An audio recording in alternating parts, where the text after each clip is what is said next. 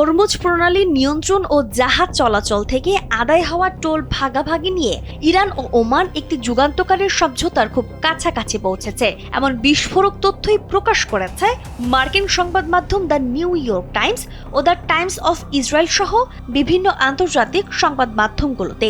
৪ August ২০২৬ প্রকাশিত প্রতিবেদনে বলা হয়, এই সম্ভাব্য চুক্তির আওতায় হরমুজ প্রণালী পুনরায় পুরোপুরি চালু হলেও এর উপর তেহরান আগের যে কোনো সময়ের তুলনায় অনেক বেশি একচ্ছত্র নিয়ন্ত্রণ লাভ করবে।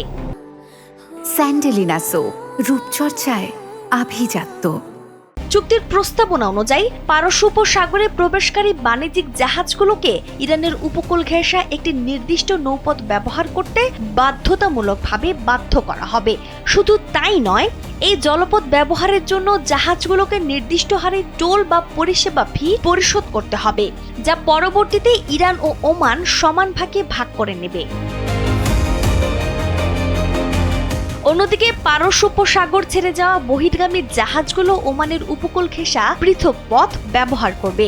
তবে এই চুক্তি নিয়ে শুরু হয়েছে গভীর রহস্য ও কূটনৈতিক টানাপোড়েন। তবে যুক্তরাষ্ট্রের এক জ্যেষ্ঠ কর্মকর্তা এই দাবি সম্পূর্ণ উড়িয়ে দিয়ে বলেছেন, ইরানের এই বর্ণনা সঠিক নয়। তার মতে, চালু হতে যাওয়া পথগুলো হবে সম্পূর্ণ অস্থায়ী এবং এর জন্য কোনো ধরনের অনুমতি বা ফি প্রয়োজন নেই। কারণ সাম্প্রতিক সংঘাতের আগ পর্যন্ত দীর্ঘ দশক ধরে হরমুজ প্রণালী একটি উন্মুক্ত আন্তর্জাতিক জলপথ হিসেবে পরিচালিত হয়ে আসছে, যেখানে কোনো টোল দিতে হতো না।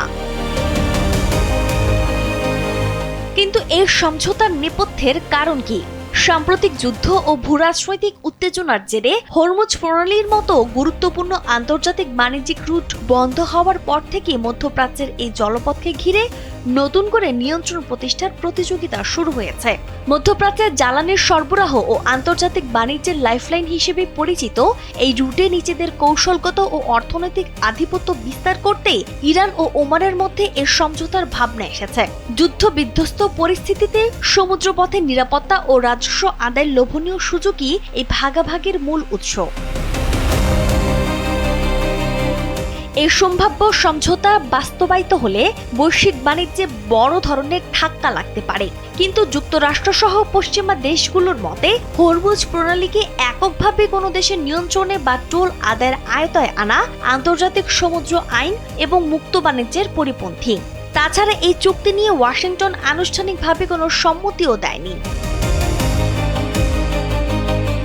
বিশেষজ্ঞদের মতে, যদি ইরান সত্যি এই জলপথে টোল আদায় ও নিয়ন্ত্রণ প্রতিষ্ঠা করতে সফল হয়, তবে মধ্যপ্রাচ্যে নতুন করে আধিপত্যের লড়াই শুরু হবে এবং বৈশ্বিক বাজারে জ্বালানি তেলের দাম আরও ঊর্ধ্বমুখী হতে পারে। নাজমুন নাহার, উসবা, কালবেলা।